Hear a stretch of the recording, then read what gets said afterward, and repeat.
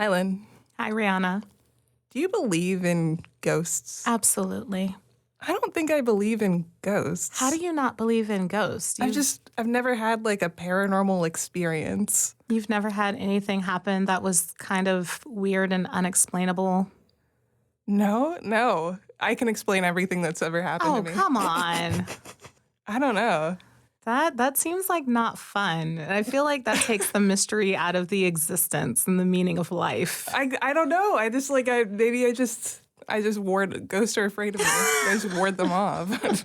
Who raised you? What happened? I don't know. I'm just normal. I'm not like a paranormal. I'm just like I lived feel in a like normal most people home. who are normal have had at least one or two things. I've had paranormal things happen to me here. We have a ghost? Yes, we have a ghost. We have a WFSU station ghost. What? It pops up on Halloween. Look, Blaze Gainey, our former reporter Blaze Gainey, was here late one night, and it was on Halloween. He was working late one night, and all of a sudden, a voice came through from the computer, and it recorded itself, and it freaked out a lot of people. I'm just saying, we had that audio for a very long time until we got hacked. Okay, so we've got one audio ghost. Do you have a ghost story of your own? So this happened when I was a junior. I was still in undergrad. I was a junior. I was taking a black and white photography class. So you can probably add up the number of years and figure out when I was in school. But this was back still when Sunland was still a thing. That was the old mental health hospital. And there's now an apartment complex there. But at the time, it was still standing. It had busted out windows. It had chain link fence around it, no trespassing signs. I, as the enterprising young journalist at the time, ignored those trespassing signs because I was determined to get some really good pictures. So I went to Sunland. I went during the day. I'm afraid of the dark. Okay, let's just be real. So I went during the day to protect myself because that was a good idea.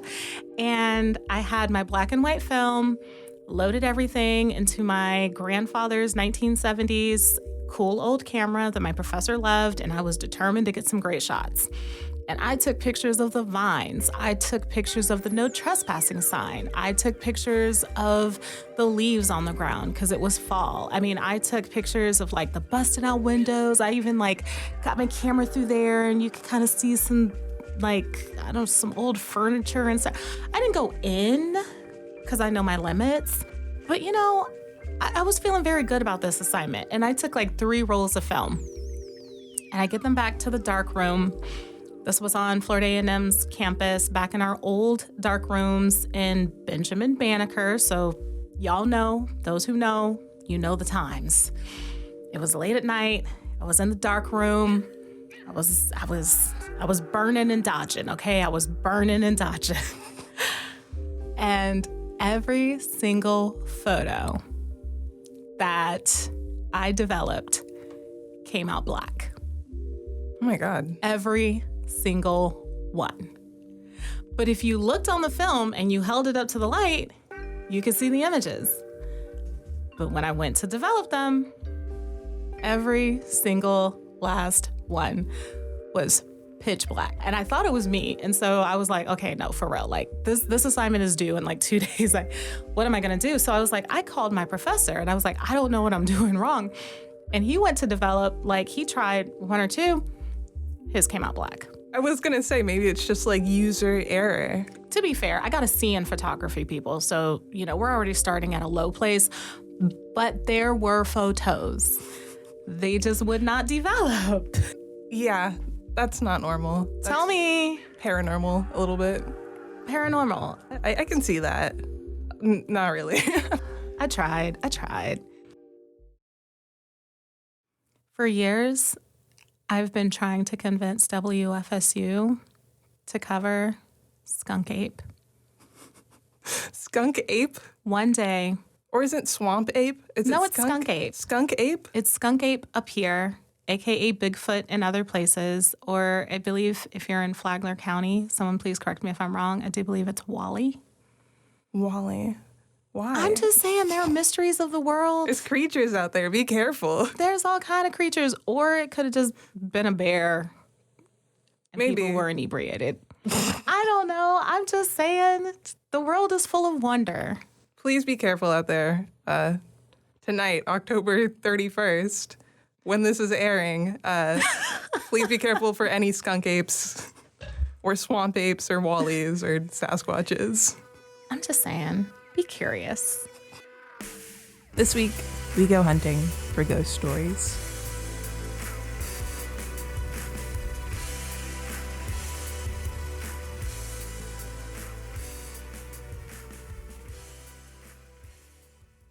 If you're gonna go looking for ghosts, what better place to look than a cemetery?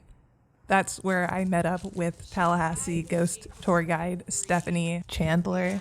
She brought me to Tallahassee's old city cemetery right in the heart of downtown. I wanted to see the grave of the infamous witch. The grave of the witch, Elizabeth Budd Graham, is a landmark in its own right. The power of her carries on. So whether she was a real witch or not, there is some power in her story that people are attracted to. Elizabeth Budd Graham was born in 1866. She married, she had kids, and within 2 years, she died at the age of 23, leaving behind a husband and 2 children. Most of what we know about her is that which is inscribed on this towering obelisk that marks her grave.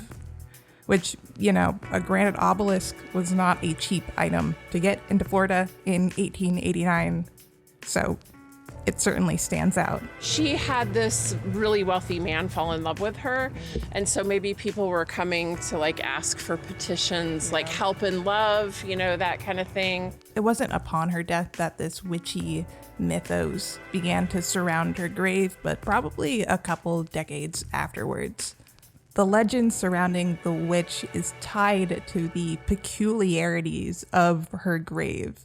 Supposedly, there are distinct markers that indicate that she was a witch. Her grave faces west instead of east. Her obelisk is inscribed with an Edgar Allan Poe poem, which talks of the queenliest dead and the river Styx. And she was born in October, so yeah, naturally, she was a witch. Or at least she became one in the minds of Tallahasseans.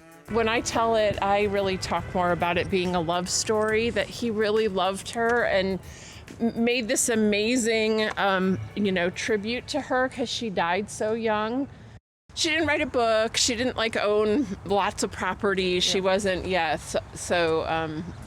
but obviously, for me, this is a statement of her husband's love for her, right? He really, was devastated by her death and wanted to leave something for her. Somewhere along the line, this clearly captured the imaginations of Tallahasseans. Not just because it is one of the most massive and probably the most ornate grave in the cemetery, but because it is such a reverent memorial left by her husband of just 2 years that people have to wonder if he was bewitched.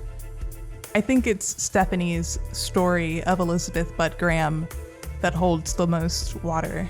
But in the minds of so many others, she is a witch. And as such, on any given day, when you visit her grave, you will find offerings left by anonymous visitors. Rumors spread, and so clearly, even to today, people come and visit her and leave her all kinds of trinkets. This is the most active time for tributes to her. So because her birthday is October 19th, so between that date and Halloween, people are coming all the time. I was just here Saturday night and these 2 little lip balms weren't there. Things show up every couple days. This was a bottle of perfume that somebody left on her birthday night. Food, we see a lot of food. There was an apple last month. There have been oranges in the past. And there's always a rubber ducky. So if that gets cleaned off, another one will show up shortly later. Maybe 4 or 5 different rubber ducks show up on the grave over the last 2 years.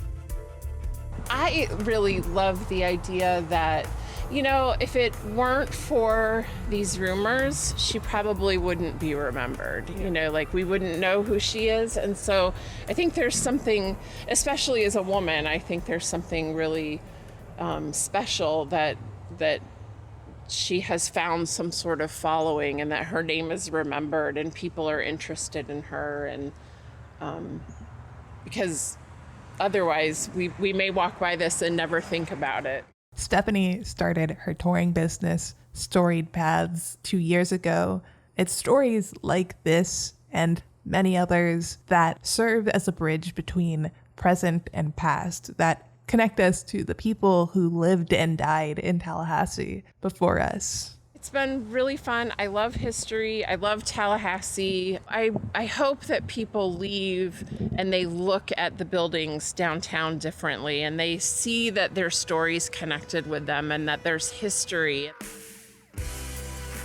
Thanks for listening to Speaking Of, the Unbothered edition from WFSU Public Media. New episodes drop every Thursday, and you can find them wherever you get your podcasts.